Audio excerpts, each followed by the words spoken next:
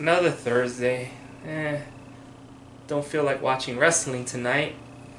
Oh wait, some new movies are coming out tonight. Alright, let's see what's coming out. Or let's see what movies are in theaters today. Saw it. I'll save that one for tomorrow. Saw it. Okay. What's this? A low budget movie. Let's see who's starring. Luke Evans, Bella Healthcore, and this can't be right. Rebecca Hall's in a new movie, and I didn't know about it? Psh. You know what that means? To the movie theaters! Everyone back again for On Your Own Reviews. This is a movie that's only going to be rolling out in about 1,000 theaters this weekend. I don't know if it's going to get a wider release, but I kind of hope it does. I think more people should be watching this. This is a biopic based on the real life story of the person who created one of the biggest characters to have a movie this year in comic books. And I think it was a really good movie. What movie am I talking about? None other than Professor Marston and the Wonder Women.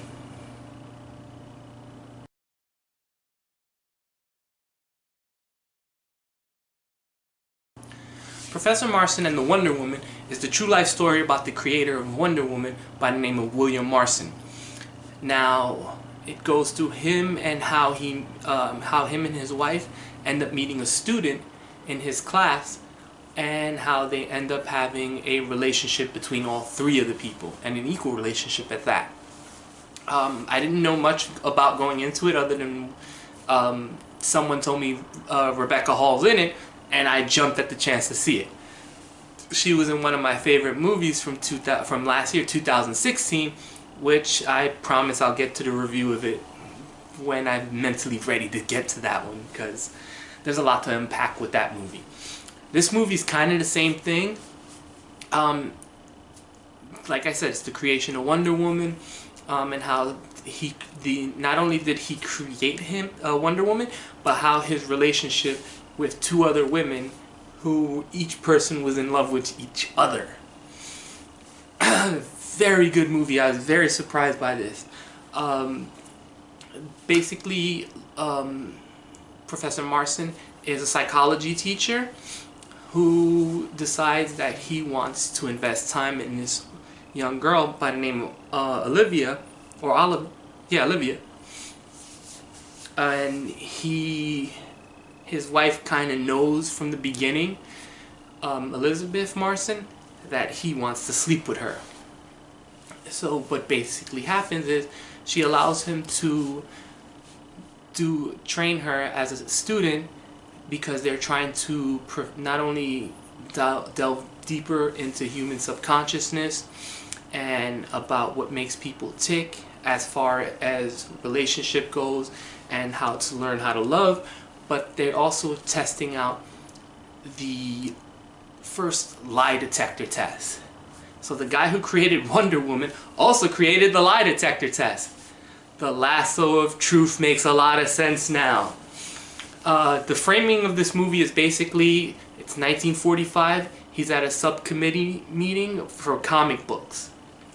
And basically what it is, the government appointed a group of people to look at comic books and basically say, well, this is too raunchy, you can't do this. This is actually one of the things, if you historically look at it, led to the comic book code that used to be on comics. I haven't read a comic in 20 years, so it used to be on there. I'm not sure if it has it anymore. I don't even think most people know what a paper comic is. Everything's digital now.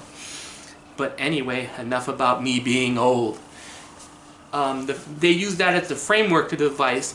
So as Professor Marston is explaining to the subcommittee what's going on in Wonder Woman and why it needs to be told, the main story is told in flashbacks.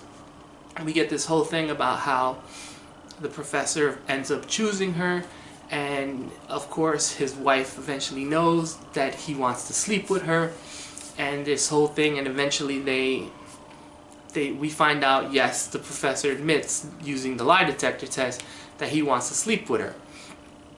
When Elizabeth finds out, his wife, she throws the student out and says, "Get out." And in a very touching scene, the student goes, "I don't love him, I love you," and actually kisses Professor Marston's wife, to which she couldn't handle it, and she decided to kick her out.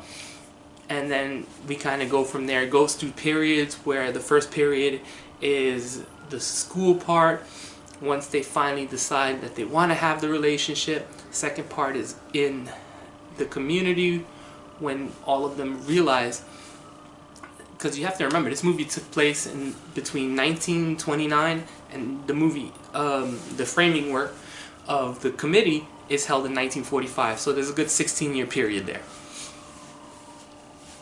The framing does it really well, though.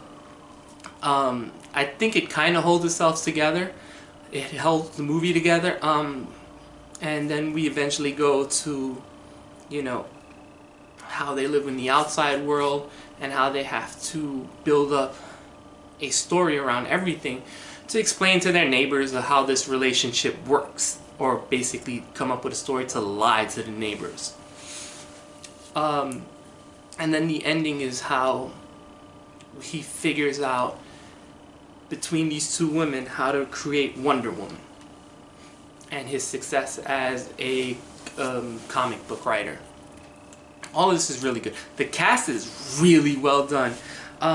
Luke Evans plays Professor William Marston, who was earlier this year, I believe he was Gaston in Beauty and the Beast.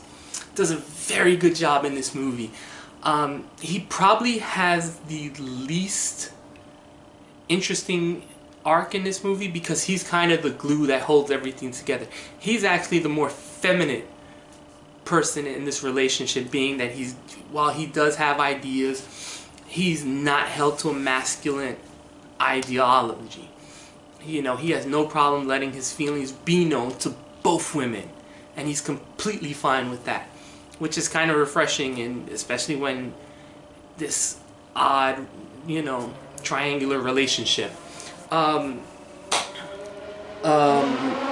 Burns, played by Bella Helfcott, she does a really good job at her character as well, because she is the one who is the sweet one.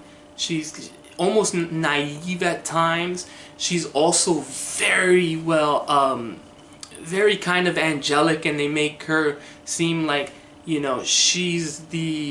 she's also the laid back one, and she's the one who's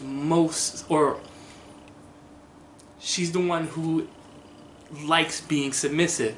And there's a beautiful scene, it's in the poster, and it's in here, where they finally reveal, her in the silhouette, because they're in I won't get too much into it, but basically they're in a bondage shop, and she, and they put all this stuff on her, and basically that's the look of Wonder Woman. It's a really good scene. It's shot really well. When she finally gets up on the stage, the lights are behind her, giving her the silhouette. So she was, really good in this movie. But by far, the star of the show is the person I came for. Thank freaking God. Rebecca Hall knocked it out in this movie. She's easily the best character in the movie because she has the biggest character arc. She is probably the more masculine of all three of them. She's very assertive. She's very knowledgeable. She's very frustrated. Her character at the beginning of the movie is someone who can't become a professor, even though she's just as smart as her husband, because Harvard won't let her get a PhD. She's very, when they have to leave Harvard because of this relationship, she takes a job as a secretary. Once again, she's not only can she not do her job, not get her PhD, not only can she not teach, but she can't even do something that's comparable to her level of intelligence, because she's just as smart a psychologist as Professor Marston. So, she plays this frustrated character to one point where her husband, William, says, "You're a bitch."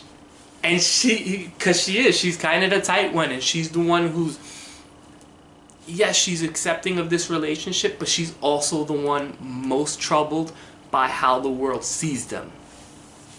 So she was very strong in that. She had all the best lines in the movie. She had the best character arc. And I'm not gonna blow it, but there's a scene at the end, downright heartbreaking. Like, I'm not gonna lie, I was a little misty-eyed when she gives a speech at the end of the movie to Olivia. Friggin' amazing emoting, and like, it was very heartfelt, it was very sweet, it was very sincere, something that she's never in the movie. She's never in the movie because she's always has to be the strong one, the upright one. So that was really good, and she absolutely hit a home run with it. There's some pretty good visuals in here too, like the scene at the end, near the end of the movie, where something happens to William, and he's looking through a hallway and he sees both women coming towards him, and because the light and he's kind of groggy, it distorts him to make him look like one person, and then you see them quickly split.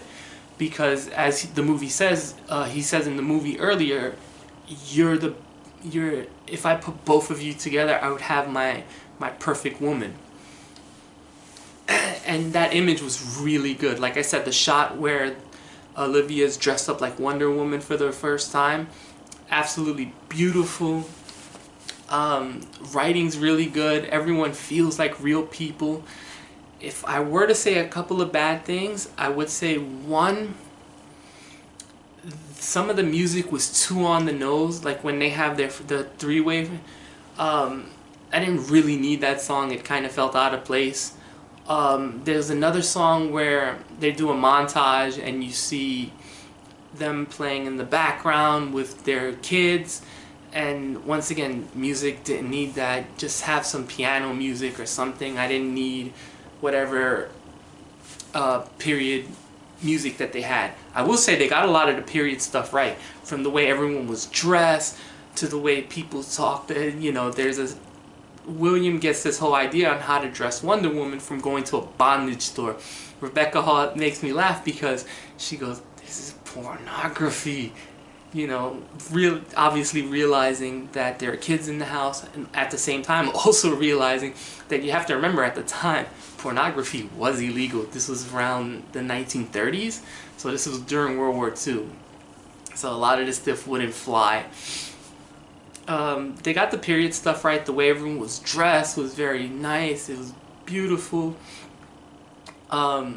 Script's well done. Rebecca Hall knocks it out. I was very impressed by this. If you're not used to movies where there's no action though, you might be a little, nodding off, because it is just a movie about relationships, and there are humorous parts in it, but not a lot. I'm not gonna lie, I kind of felt like a little languished in the middle, but it also could have been because my theater was hot as hell. We had no air conditioning. So, and when we did our Get Out review, I said the same thing, like, it kind of made me just like antsy because I don't want to be sweating in this, and I don't want to be sweating while I'm sitting down doing nothing, more or less. I will say this, the movie's not that long a movie. The ending felt a little bit abrupt because it's short. It's only an hour and 48 minutes, which is kind of short even for this time. Like, compared to Blade Runner I saw last week, it was almost 3 hours. Good God. I'll get to that review later. I really like this movie. It's a limited screening right now. It's only in about 1,000 theaters worldwide. If you have a chance, go out of your way to see it. I saw it. I'm perfectly happy I did it. Rebecca Hall, freaking, I love her. I'm even going to go watch The Dinner. I just bought it on Blu-ray. Can't wait for that to come in and review it. As far as my score for it, 8.7. It's not as great as some people were saying. This is a movie of the year candidate, but it is very good.